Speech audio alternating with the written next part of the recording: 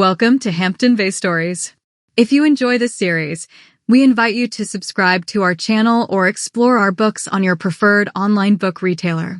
This story is called Fair Game. It is an origin story for a second chance by Denise Nichols.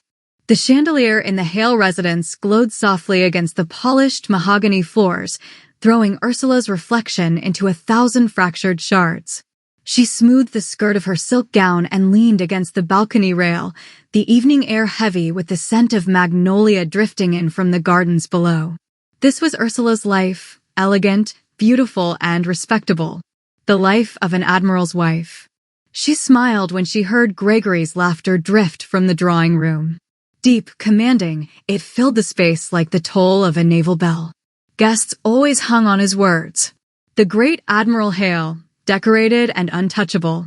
And she, his wife, the woman who had stood loyally at his side through deployments and lonely nights, through awards and ceremonies. And yet, she could not silence the whispers from the guests at the party. He was seen in Norfolk again, dining with a woman half his age. Ursula pressed her hand against her stomach as if she could still the ache inside her. She loved him. God help her, she loved him, but every time the rumor surfaced, she felt a little piece of herself slip away.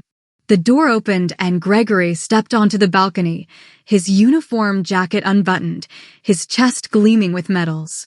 He slipped a hand around her waist with the easy confidence of a man who believed nothing could shake him. He kissed her neck.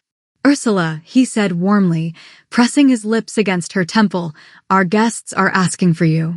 She forced a smile and leaned into him, letting the warmth of his touch cover her doubts. To the world, they were perfect. Admiral Hale and his radiant wife. But inside, Ursula's heart whispered the question she dared not say aloud. How many more secrets could she endure before the love she clung to finally broke?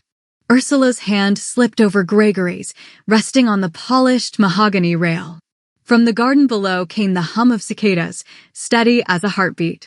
She closed her eyes and for a moment imagined what her life might have been if things had gone differently. 3 times she had carried his child. 3 times she had wept alone in the still, suffocating silence of their room when her body betrayed her. Each loss had hollowed her, leaving her weaker, quieter, until Gregory had stopped even speaking of children. He had wanted a son, his heir, his legacy. And she had failed him. The doctors told her it wasn't her fault, that sometimes the body simply refused to hold what the heart longed for. But Gregory's eyes, cold in those days after each loss, had told her everything. Disappointment. Distance. The shame of a man whose perfect world did not include an imperfect wife. She had given up more than children for him. Opportunities, dreams. The degree she had left unfinished, the independence she had once imagined, all of it abandoned to become the officer's wife, his ornament, his hostess. She had thought love was enough. That being his was enough. But the whispers about the other women continued, just loud enough for Ursula to hear. Ursula swallowed hard, straightening her shoulders as Gregory's arm tightened possessively around her waist. To the world, they were dazzling. Inside, she felt as fragile as the crystal glasses sparkling on the table behind them. Ursula's facade began to crack at a luncheon for naval wives. She was always the center of attention because she was the wife of an admiral, but this time it was different. "Ursula, I wasn't sure if I should tell you this." Her friend Marjorie, another naval wife, leaned in close across the china and lace, her pearls trembling slightly as she lowered her voice. "I was in Richmond last week, meeting a cousin. I saw Gregory." Ursula's fork paused midair. "Gregory?" "At the base." Marjorie's expression was pitying. "Not at the base, dear. At a bar. With a woman. It was not the first time, I'm afraid." The words sliced through Ursula's composure like a blade. She forced a laugh, brittle and hollow. "Gregory entertains officers all the time. You must be mistaken." But she knew Marjorie was not mistaken. Too many whispers. Too many nights alone. Marjorie touched her hand. "Ursula dear, there's a man, a private investigator. Former Navy, very discreet. He can tell you the truth, whatever it is. His name is Takeo James." Ursula hesitated. To go down this road, he would be acknowledging that Gregory had found another, that her marriage was over. But she could not continue this way. When Ursula finally agreed to meet Takeo James, she understood why Marjorie had called him discreet. Takeo was reserved to the point of silence, his dark eyes watchful but not prying. He was striking, tall, broad-shouldered, his caramel skin drawn tight over muscles that spoke of years in special ops. His features carried the elements of both his Japanese and African-American heritage. Handsome, yes, but in a way that was almost intimidating, like a statue come to life. And yet when he spoke, his voice was low and careful, almost shy. "I don't deal in rumors," he told her as they sat across from one another in a quiet Hampton Bay cafe. "If you want the truth, I'll bring it to you. But you need to be prepared for what I'll find." Ursula, her hands trembling in her lap, met his gaze. "I've been living with whispers behind my back long enough. I want to know." For days, her heart beat in dread as Takeo shadowed Gregory. Each night Gregory came home late, smelling faintly of perfume that wasn't hers. The dread deepened. And then Takeo delivered the envelope.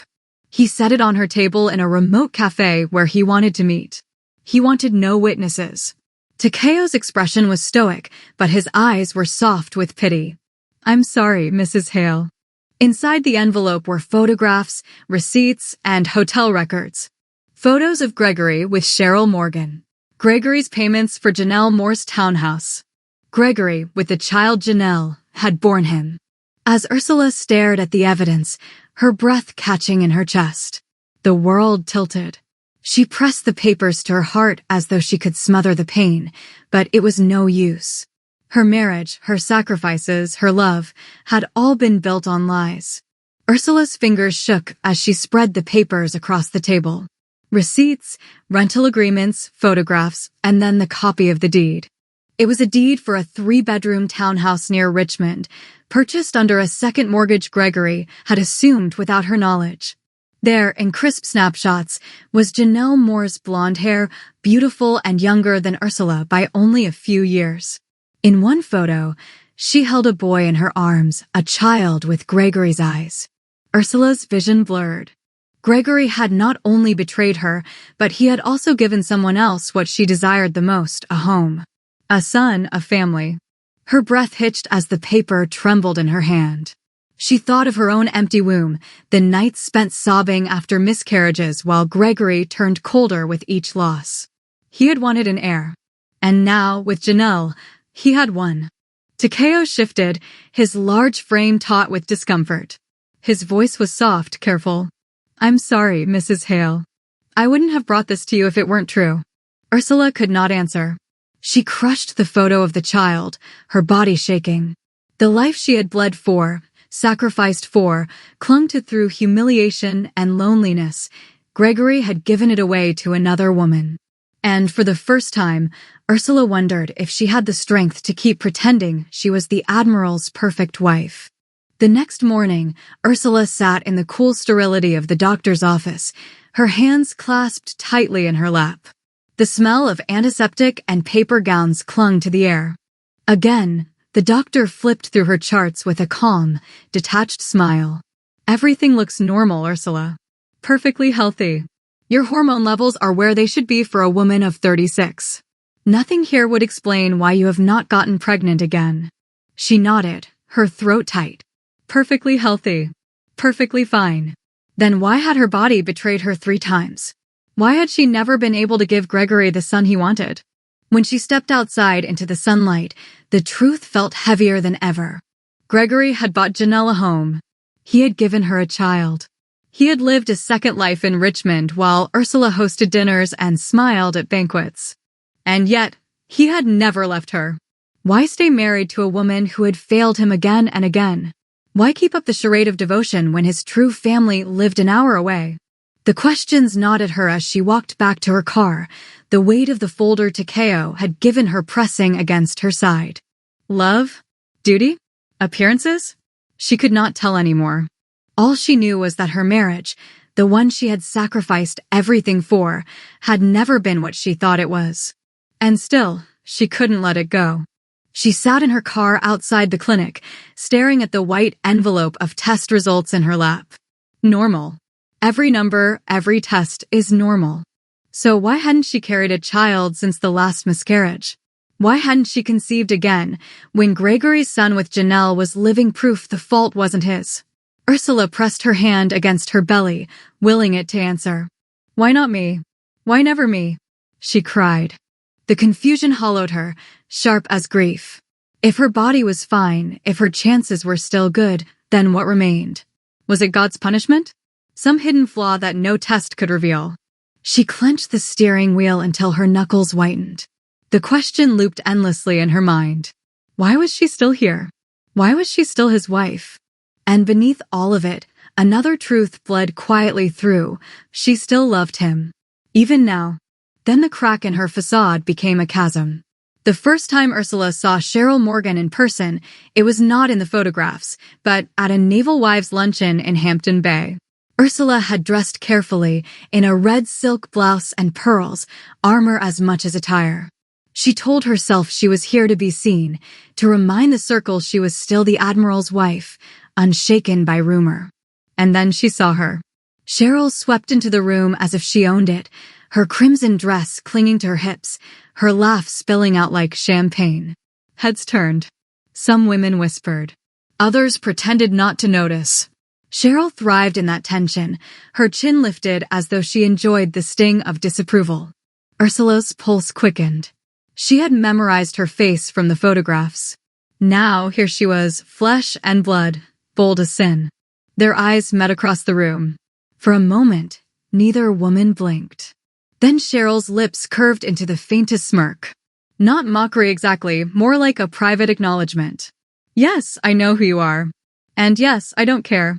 Ursula forced herself to turn back to her teacup, her hands trembling so slightly the porcelain rattled against its saucer. Later, in the powder room, she heard Cheryl's voice before she saw her reflection in the mirror. Pearls. Classic choice. Cheryl's eyes slid over Ursula in the glass. A little safe, maybe. But safe has its place, doesn't it? Ursula lifted her chin. I suppose it depends on what one values. Stability. Respect. Cheryl's smile deepened, amused. And what about excitement? Isn't that worth something too? The air between them pulsed with unspoken truths. Neither was named Gregory. Neither had to. When Ursula finally walked out, her back straight, her heart was hammering. For the first time, she realized Gregory's betrayals weren't faceless rumors. They had names, voices, smiles sharp enough to cut. In the weeks that followed, it was impossible to avoid Cheryl. She appeared everywhere, at luncheons, at the supermarket, even at the same boutique Ursula had frequented for years. Always in colors that demanded notice. Always with laughter that carried too far. And always with that look. Not pity. Not an apology. Delight. Ursula felt it like a sting each time their eyes met. Cheryl's smile curved, faintly mocking, as if to say, I know your secret. I know he chose me too. One night, when Gregory returned home reeking of perfume that wasn't hers, Ursula pressed her nails into her palms and swallowed her questions. She said nothing.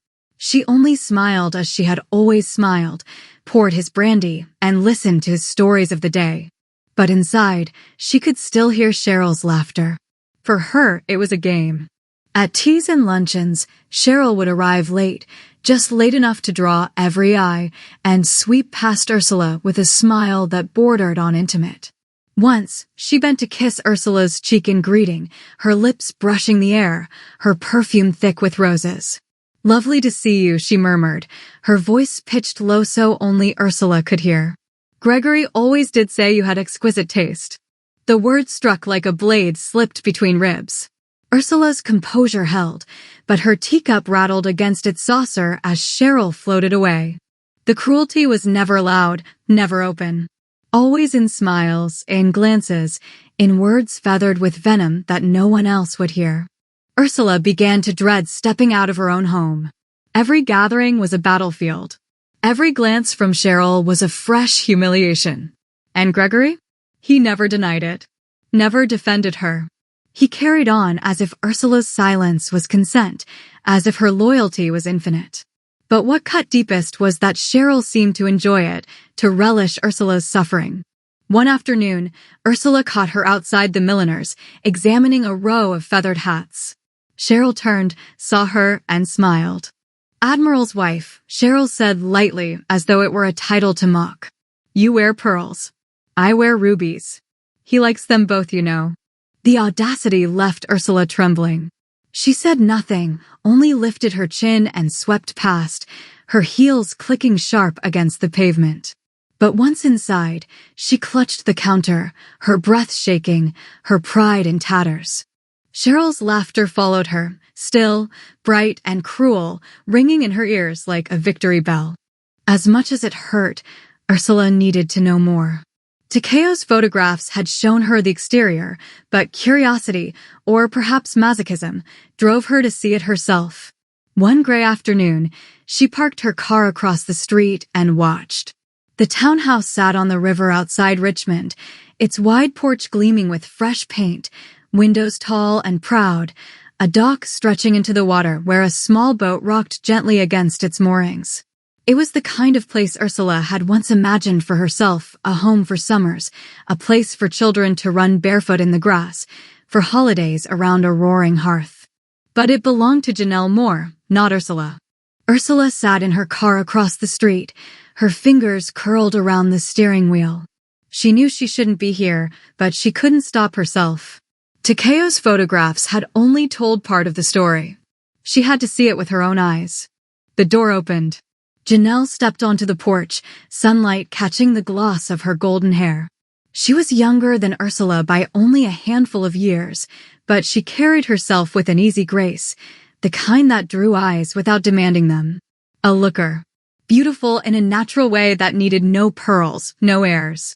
Beside her ran a boy, laughing, chasing a ball across the lawn. 6 years old.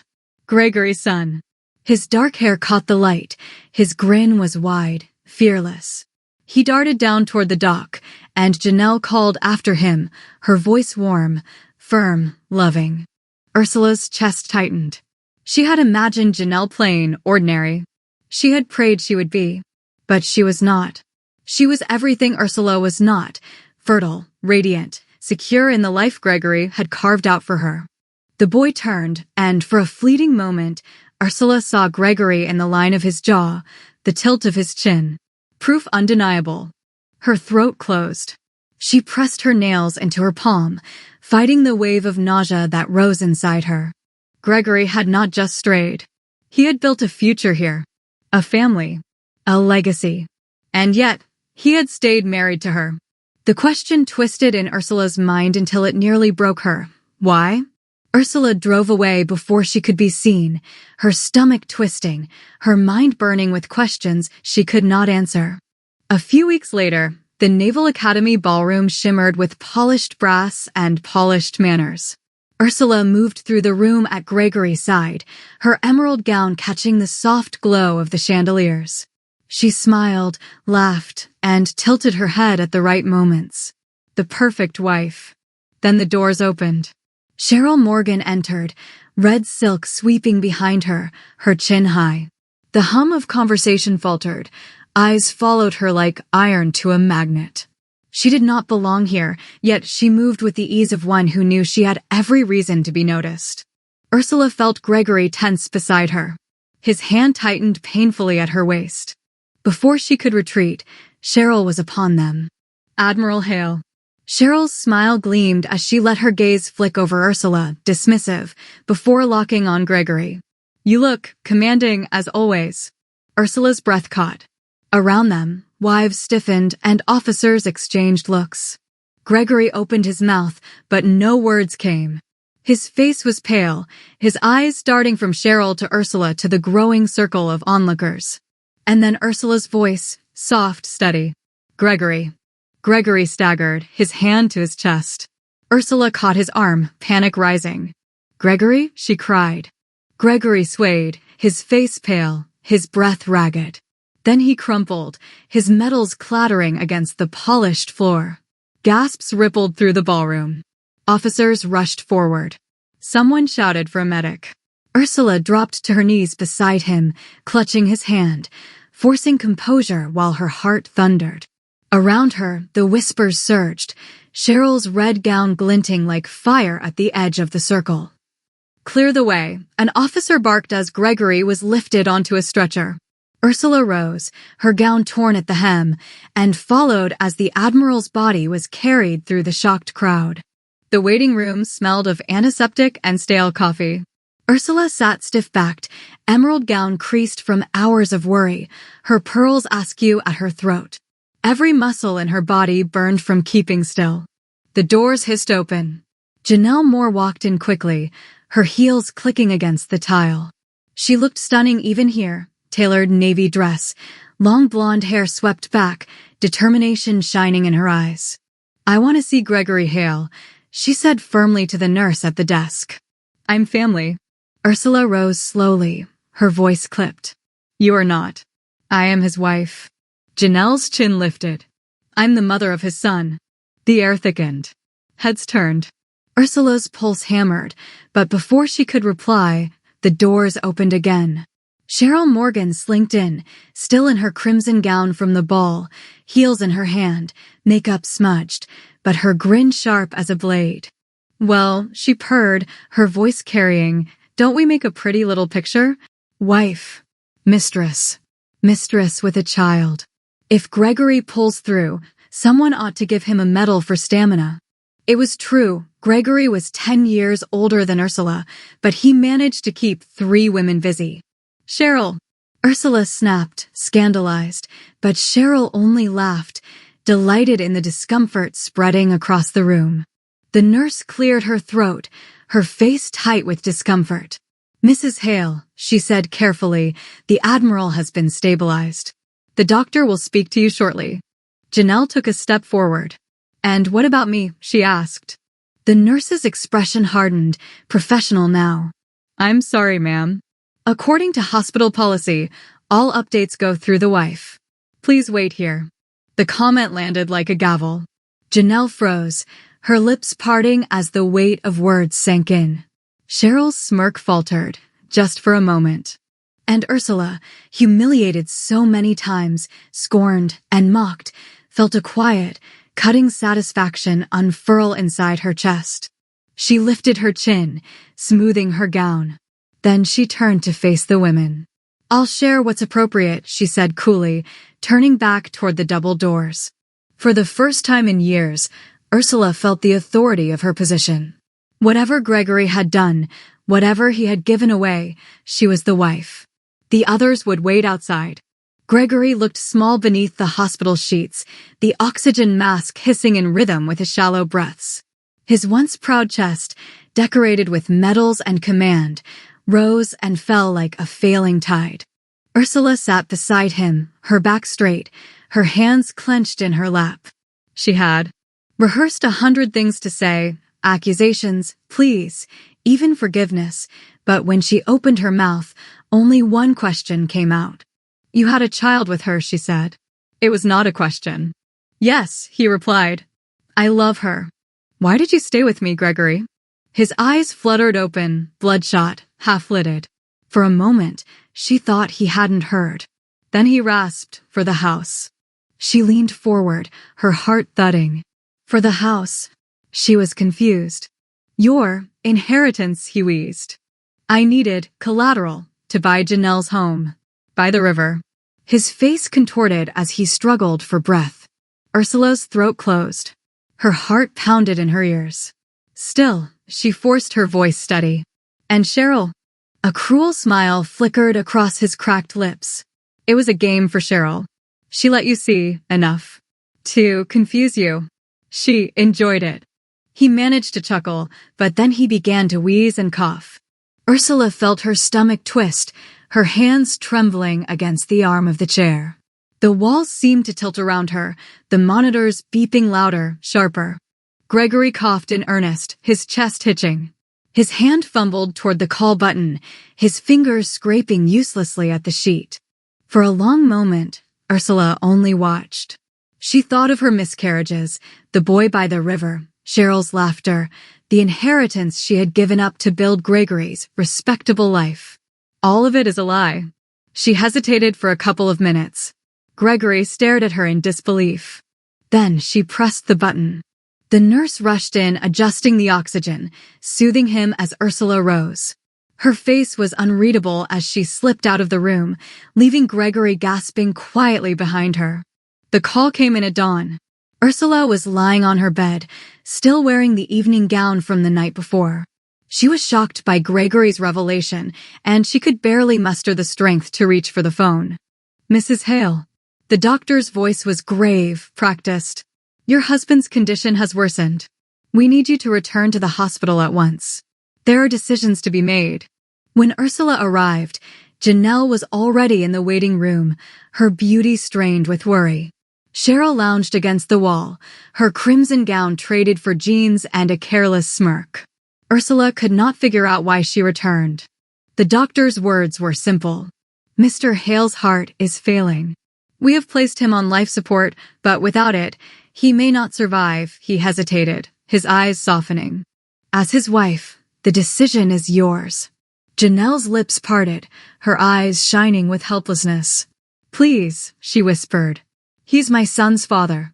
But the doctor did not look at her. He looked at Ursula. The air seemed too thin around her.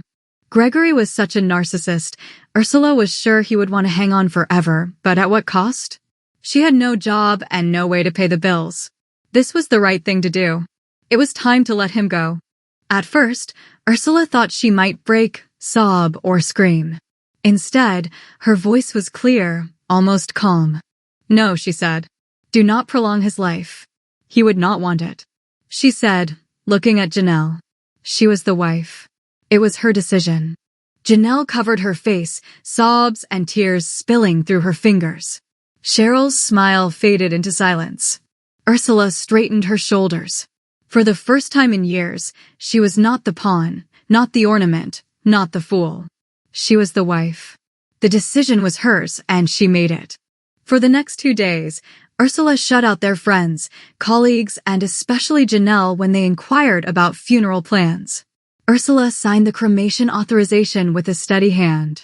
There would be no drawn-out naval memorial, no pageantry, no honors. He deserved none. Just fire. A week later, when the funeral home called, Ursula went alone. The box was light, insultingly so. The weight of his presence, the medals, the uniform, the authority, had been burned away to dust. That night, beneath the weak glow of the funeral home parking lot light, Ursula lifted the lid and emptied Gregory Hale's ashes into the dumpster behind the Chinese restaurant. The dust scattered, gray against noodles, rice, shrimp, and trash. The smell of rot clung in the air. Then Ursula returned to her car.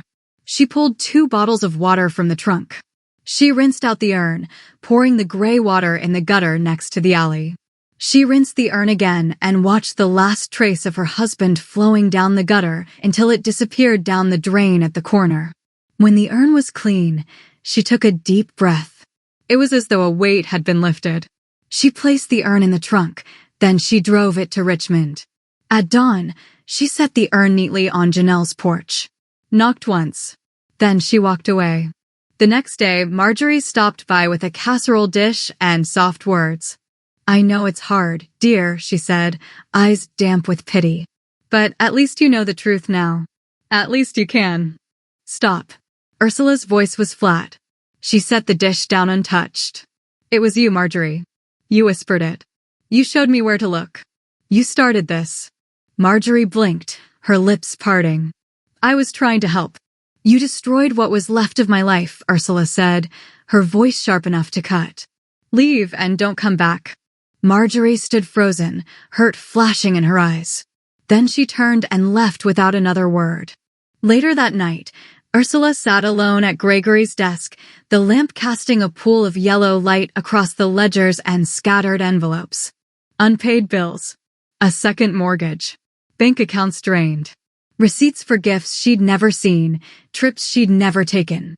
The townhouse by the river and her lost inheritance. When she pulled out the folder with their insurance policies, She found that Gregory had cashed out the policy that named her as beneficiary to support his lifestyle. There was a smaller policy for the child. Ursula put the document in an envelope to mail later. The child was innocent in all of this. The boy deserved something. But Ursula saw the truth plainly. The little policy wouldn't stretch far. Without Gregory paying the mortgage, Janelle would be forced to work or sell the townhouse. The Riverside dream house would not survive his loss. At first, Ursula felt a twinge of pain at the decision she had made, but she was not willing to shoulder medical bills for a critically ill man who betrayed her. In the end, none of them had security. Not Janelle. Not Cheryl. And certainly not her. The dream house Ursula and Gregory had purchased was now just evidence of her worst nightmare. It would also have to be sold. She would lose every dime of her inheritance she used as a down payment. The equity was gone, consumed by the second mortgage. What little funds remained would cover only a modest apartment in a cheaper neighborhood. Ursula's fingers trailed over Gregory's signature again and again, her lips pressed into a thin line. Even in death, he left her nothing but ruin. Ursula had lost every dime of her inheritance. What little remained would cover only a modest apartment in a cheaper neighborhood. So she packed away her pearls, her gowns, her illusions, and moved into a plain apartment in Newport News, just along the Hampton Bay property line. From her balcony, she could still see the shimmer of water that had once been hers. Now it mocked her, close enough to touch, but never hers again. Gregory was gone. The houses were gone. The money was gone. But Ursula remained. And for the first time in years, she understood that survival was not about clinging to what was lost, it was about building something new. The last box was heavier than it should have been. Ursula wrestled it from the trunk, her arms aching, and carried it up the narrow flight of stairs to her new apartment in Newport News.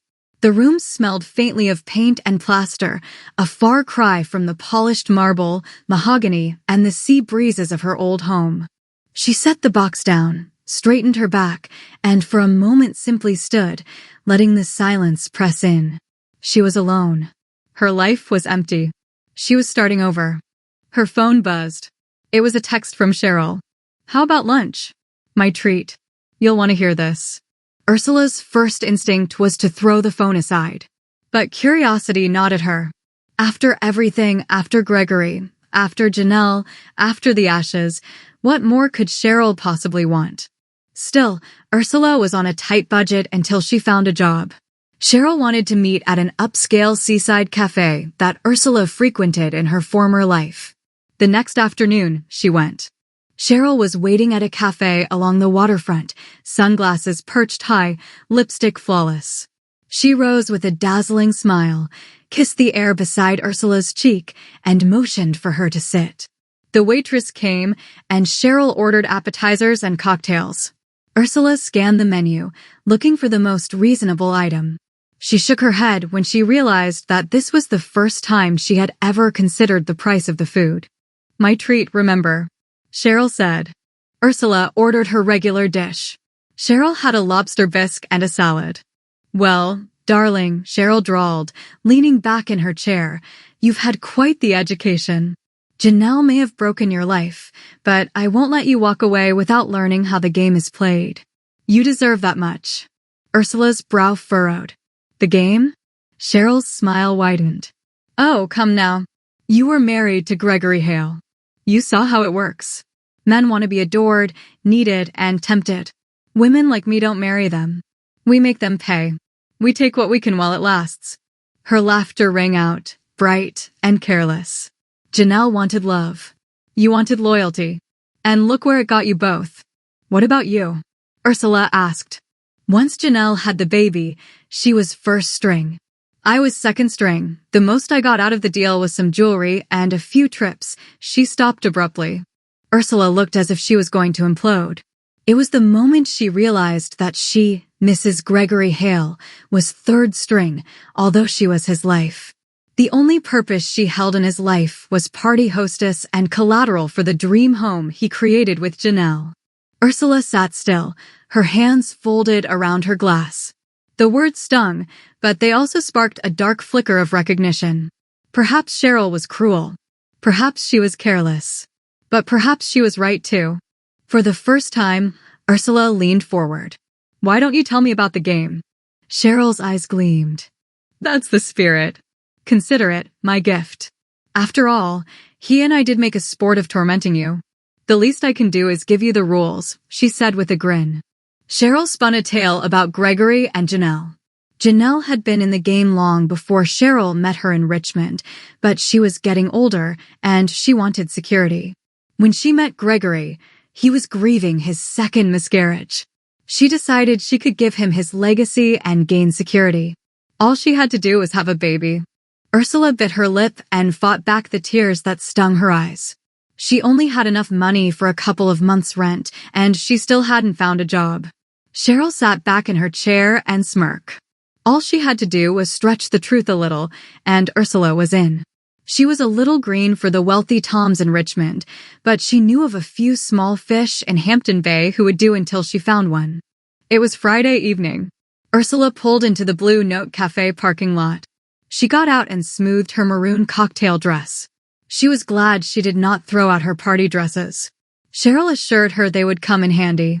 Men liked to travel with their mistresses, and there were plenty of evening events involved. Ursula hurried across the lot and opened the door.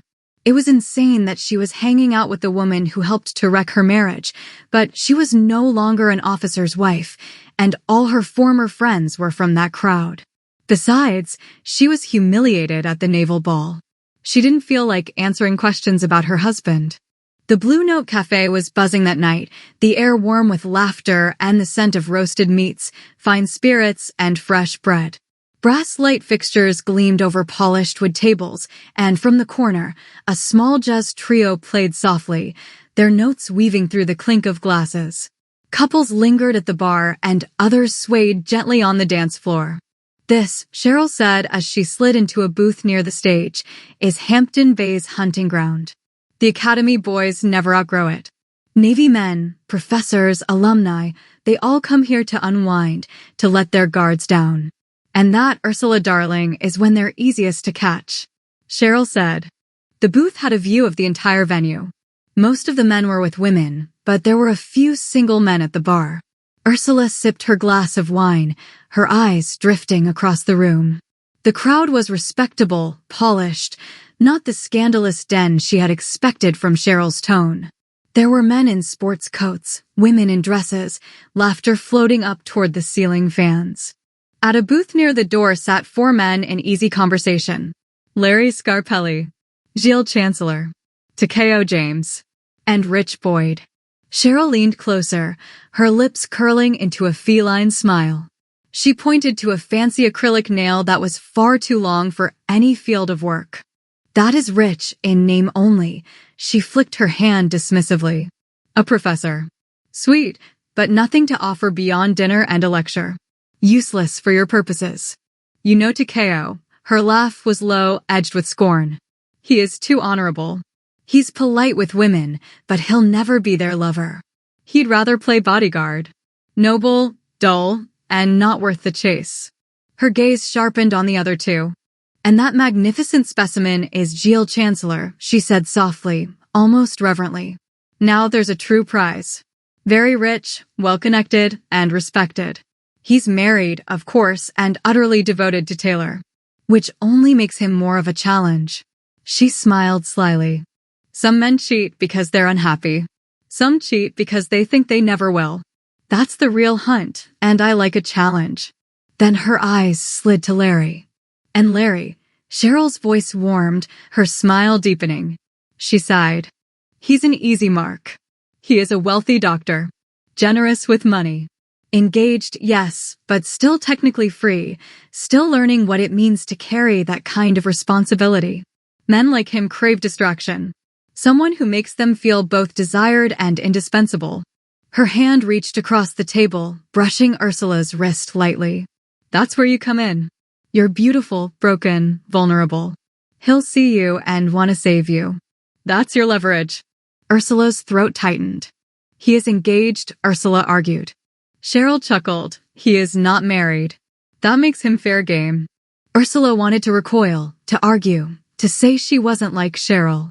But the image of her small Newport News apartment rose unbidden in her mind, the boxes stacked in the corners, the silence that greeted her when she opened the door. When she looked back, Larry's gaze had lifted from his table. It caught hers across the room. He held it a beat too long, and Ursula did not look away. Cheryl stood up and walked over to the booth. She leaned over Rich and asked Takeo for a dance. He looked at Jill and then got up to dance. Ursula cleared her throat and looked at Larry. He stood up. "Dance?" he asked. "Sure," she replied. He pulled her into his arms as the band began a slow ballad. Ursula needed to be held. She had been treated so poorly. She fought the tears. Larry spent the rest of the evening with her, on the dance floor, at the bar, and then at a hotel.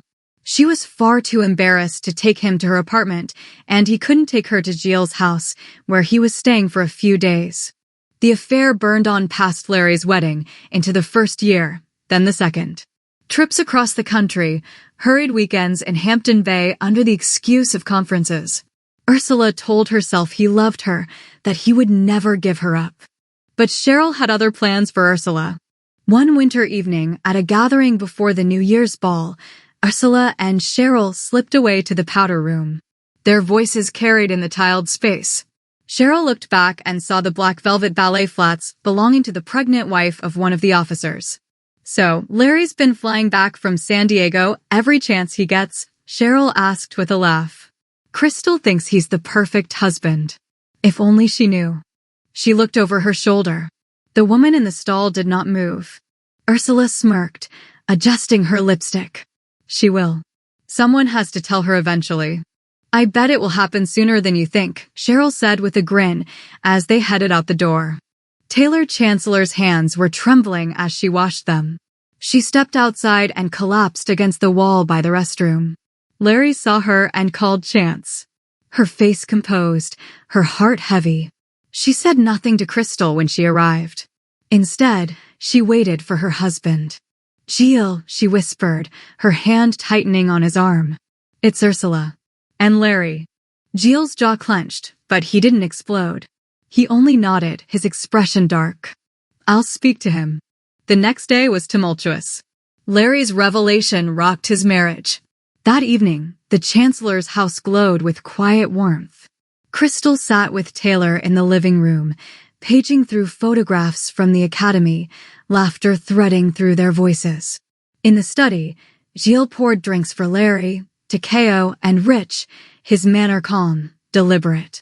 "Let's step out for a while," he said. "The blue note's lively tonight." Larry glanced at the clock, uneasy. "Crystal." "She is busy with Taylor," Jill finished. His eyes held Larry's for a beat longer than necessary. "Come." The blue note was more sedate. Recorded soft jazz played over the PA system. There were a few couples, single officers clustered at tables and at the bar. Ursula was already there, seated next to Cheryl at the bar in a black silk dress that shimmered beneath the warm lights. She turned, and her face lit up when she saw Larry walk in with the Chance. Her heart leapt. He had come. Perhaps he was choosing her after all. She had been scared when she saw Larry holding Crystal at the ball. They looked happy together. But when Larry approached, his face was drawn, his smile forced. Jill and Takeo lingered just far enough back to give the illusion of privacy while making sure he followed through.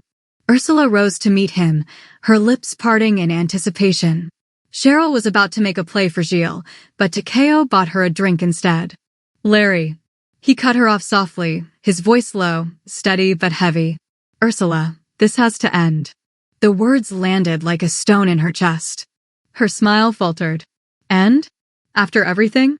After 2 years?" Larry's eyes flicked past Ursula. He reflected on the previous evening with Crystal. "Crystal is my wife. She deserves all of me. I can't keep living 2 lives." Ursula's breath caught, sharp and shallow. "You said I made you feel alive." "You said." "I did," Larry admitted, his eyes full of guilt. "You're fun, Ursula. Wild and exciting. But Crystal is a good wife. She's steady. She wants a family. I can't throw that away." For a moment, the clink of glasses and swell of music felt cruel, mocking. Ursula's hands trembled at her sides, her throat tight with disbelief. She had imagined him walking away from Crystal, choosing her. She had believed he would. Now, in the very place where their affair had begun, he ended it, calmly, firmly, while his friends looked on. Ursula felt the weight of the irony crushing her. Gregory had betrayed a good wife, while Larry had chosen his. Ursula turned away, her vision blurred. She didn't see Cheryl in the far corner, sipping her drink, watching it all unfold with a smirk that bordered on satisfaction. Ursula was ready for the next level, and she had the perfect Tom. From across the room, Cheryl watched it all with a sly smile, already weighing what Ursula's heartbreak might mean for her own schemes. Ursula didn't remember how she got from the blue note to Cheryl's car, only that the tears had dried stiff on her cheeks and her body felt hollow. She thought Cheryl might take her home, leave her to grieve in her new, lonely apartment. But Cheryl had other plans. "You need a change of scenery," Cheryl said, her voice sharp over the hum of the engine. "The blue note is for amateurs. It's where men pretend to be gentlemen. What you need now is Richmond Station." Ursula frowned, exhausted. "And what's that?" Cheryl's smile curved in the dark, feline, and amused. "It is where men go when they don't want to pretend anymore." Richmond Station pulsed with energy, darker, louder than the blue note. The music was wilder, the laughter sharper, the lights dimmer. Couples leaned close in booths half hidden by velvet curtains. Waiters swept past with bottles of champagne, trays of oysters, plates heavy with steak. It was not Hampton Bay respectability. It was money and appetite on open display. Cheryl guided her through the crowd, her hand light on Ursula's arm. "This," she whispered, "is where the real game is played. Forget officers, doctors, and professors. The men here have power. One woman is never enough, and they don't apologize for it." She pulled out her phone and sent a text. At the corner booth, a man rose to greet them.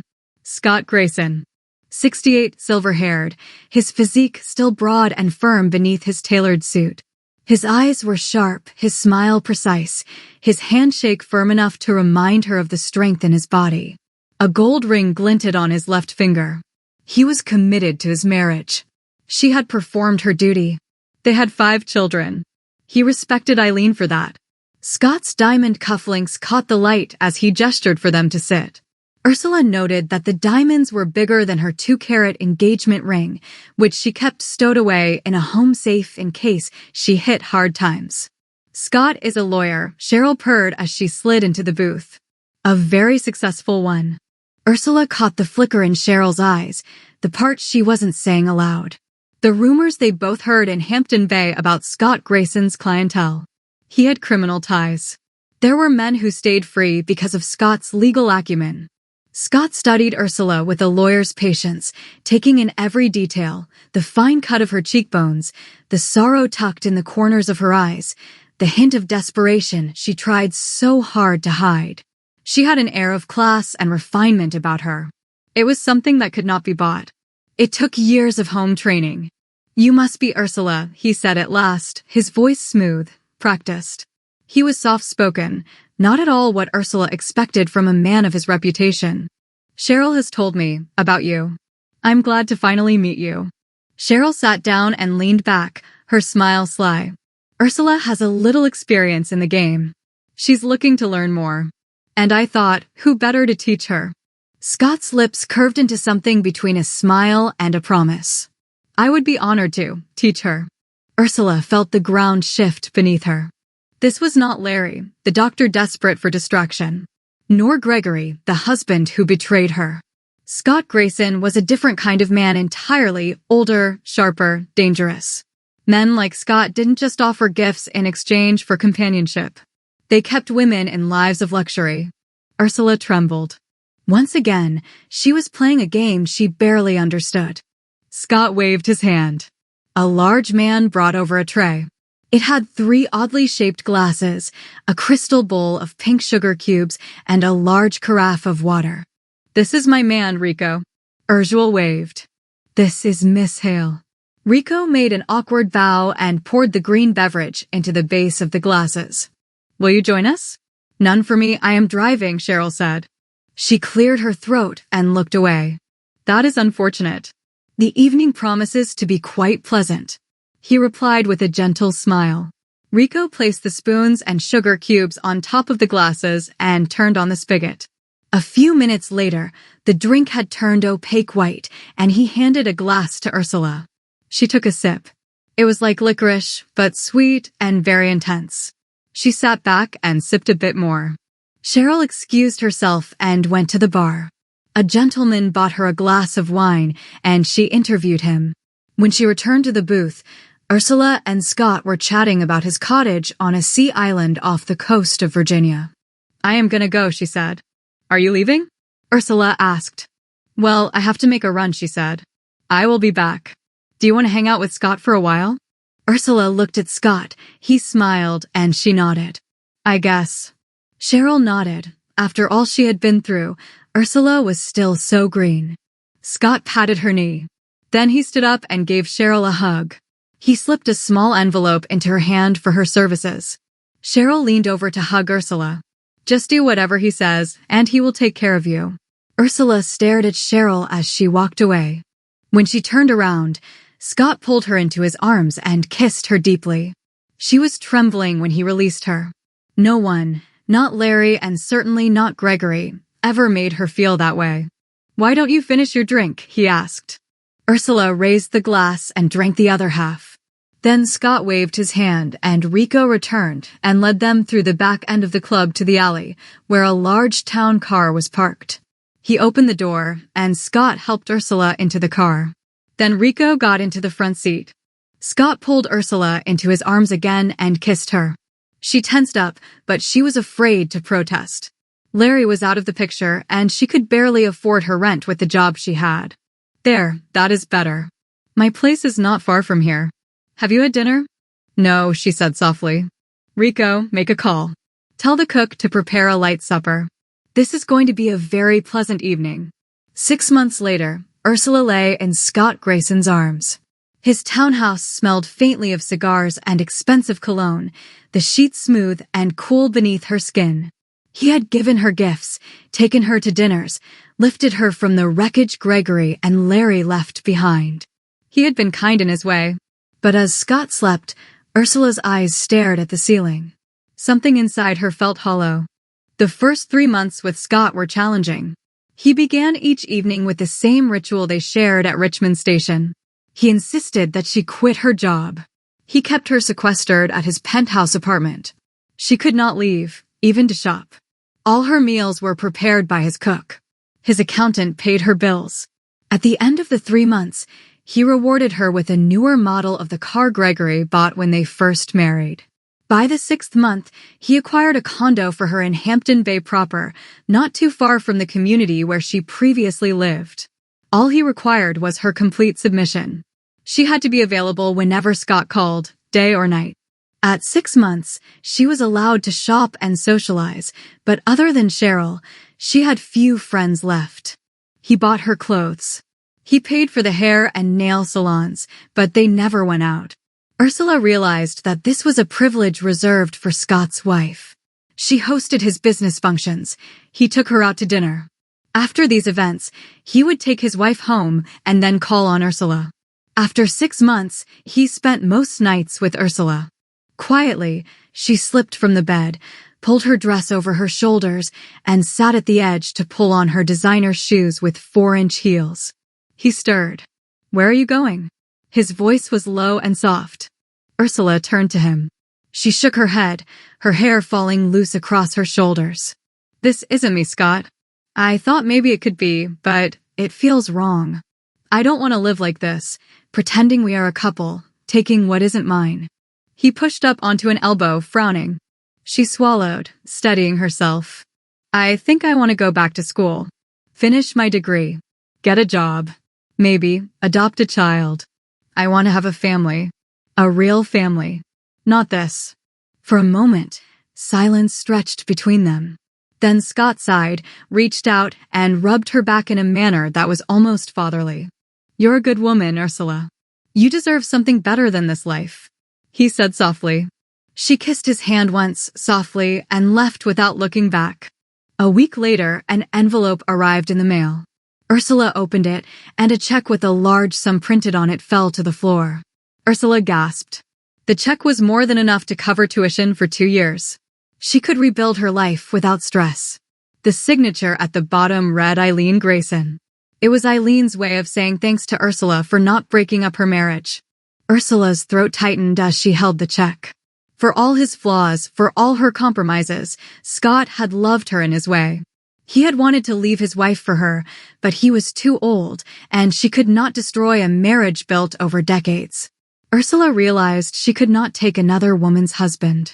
She knew how it felt to have her husband slipping away. 6 months later, Ursula stood in a bookstore, gathering the last titles on her syllabus. A new term would start in January.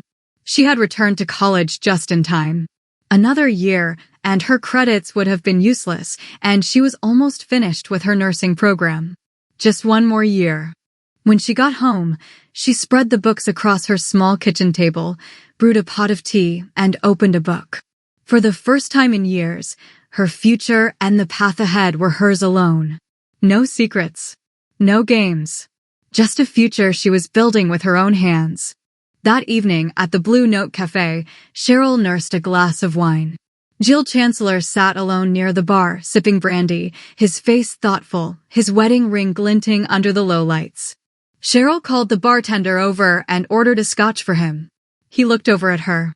She lifted her glass. Before Jill could answer, the door swung open. Takeo James entered, his presence quiet but commanding. Larry and Rich sat at their regular table. He saw them instantly, crossed the room, and placed a steady hand on Jill's shoulder. He led Gil to the booth for dinner, and then he took his best friend home to his wife. "Taylor's waiting," Takeo said simply. Jill nodded, rising with a faint smile of gratitude. Cheryl's smile froze, then slipped as she watched them leave together. She wanted to throw her shoe at Takeo. She was very close to getting a night with Jill. She sat back, sulking, her drink untouched. Then the door opened again. A shadow lingered in the frame, broad-shouldered, familiar. At the bar, Cheryl Morgan sat in a crimson blouse, her lipstick faded, her nails chipped. She twirled the stem of her glass and stared into the amber swirl of her drink. Once, men had fallen over themselves to buy her a drink, to claim her laughter. Since her stunt at the ball, they all knew she was trouble. The ploy would have worked if Gregory hadn't had a heart attack. Ursula was losing it. Now, the Blue Note waitstaff glanced at her with impatience when she lingered too long over a single glass of wine. Her wallet was nearly empty. Without Gregory's support, she was broke and alone in the very place where she had once reigned. When the bartender set down her bill, Cheryl pulled open her clutch and counted out crumpled bills and coins. Her throat tightened. How far she had fallen. "Still making trouble, Cheryl?" The voice startled her. She turned. An acquaintance stood there, broad-shouldered, older now, but with a warmth in his eyes that made her chest ache. He smiled, not mocking, not cruel, just kind. Cheryl lowered her gaze. For the first time in years, she felt humble. "Not anymore," she said softly. "Not much trouble left in me." He gestured to the bartender, sliding a note across the counter. "Then let me buy this one." The relief in Cheryl's chest was sharp, almost painful. She blinked back tears, nodded once. When they left the Blue Note together, she clung to his arm, not with the triumph of conquest, but with the gratitude of someone who had been spared from sinking completely. Epilogue: 2 women, 2 paths. Ursula adjusted her hospital badge as she hurried down the hospital corridor, her scrubs a far cry from the gowns she once wore to balls and dinners. She was exhausted from her shift, but her heart carried a quiet pride. Each patient she cared for, each chart she filled, was a step toward the life she was building. It was a dream she deferred to create the life Gregory wanted. Her practicum was almost done. Just one more year, and she would be a nurse in full. That evening, she was meeting Cheryl at the Blue Note. The place hadn't changed much. The walls were still blue, there was polished wood, warm lighting, and the hum of jazz drifting from the PA system. But the 2 women had. Ursula sat straighter, her smile easy, her eyes no longer haunted. Across from her, Cheryl leaned in with her old familiar laugh, dressed in red once more, her perfume sweet but faint, a glass of champagne in her hand. "I still say the game works, darling," Cheryl teased. "Men will always fall for a pretty face and a clever tongue. You just need to know how to use it." Ursula smiled faintly, sipping her tea. "Maybe once, but it doesn't last forever. There is always a younger woman out there looking for a life of luxury." Cheryl rolled her eyes, and Ursula laughed uncomfortably. She just described her own life. Both Gregory and Scott wanted a younger woman. She had walked away from the game. It was only a matter of time before she was replaced by a younger player. Before long, the door opened and Ethan Morales, one of the physician assistants from Ursula's unit, walked in. He spotted her instantly, waved, and crossed the room with an easy grin. "You're late," Ursula said, warmth softening her tone. "Couldn't escape rounds," Ethan replied, setting down his jacket. He gave Cheryl a polite nod before sliding into the booth beside Ursula. Something in Ursula's chest lightened. For the first time in years, she felt the flicker of hope, not in grand gestures or dangerous games, but in quiet companionship, in possibility. He reached over and kissed her cheek. "Are you ready for this weekend?" he asked. "My bags are packed. We can pick them up when I drop off my car." Cheryl watched the two of them, her smile fixed, but her eyes shadowed. "Hot weekend?" she asked cynically. "We are going to Hilton Head. Ursula is going to meet my family," Ethan replied. Cheryl sighed. It had been a while since she had gotten a commission. Most women were not interested in the game. They wanted families. She was thinking of moving to DC. There were plenty of politicians who sought the companionship of younger, ambitious women. She could recruit fresh stock in Maryland or Delaware. After a beat, Cheryl lifted her glass. This ends our story. "To survival," Thanks for she said stopping by. wryly. Please Ursula like and lifted share her the cup story of herbal and tea subscribe to our to new channel. beginnings. Be sure to She stop said by with for a more warm stories smile. each week. They You clinked can find a second glasses, chance the sound and the other soft, Hampton Bay almost books fragile. at online book retailers. Ethan reached over For and more placed his information hand about the on Hampton Ursula's Bay belly. series, She visit smiled and placed her hand DeniseNicholsBooks.com. on top of his.